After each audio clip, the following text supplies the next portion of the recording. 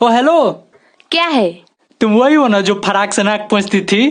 तेहू वे है नु 5-6 साल के हो गए रहली तब ले लंगटे घूमत रहली।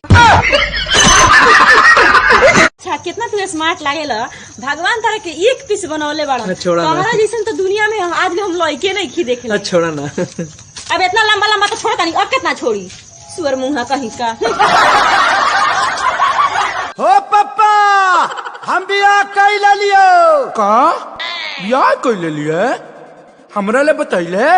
तू बियाह कैला तो हमसे बतैला, नया बतैला तो हम कह के बताई।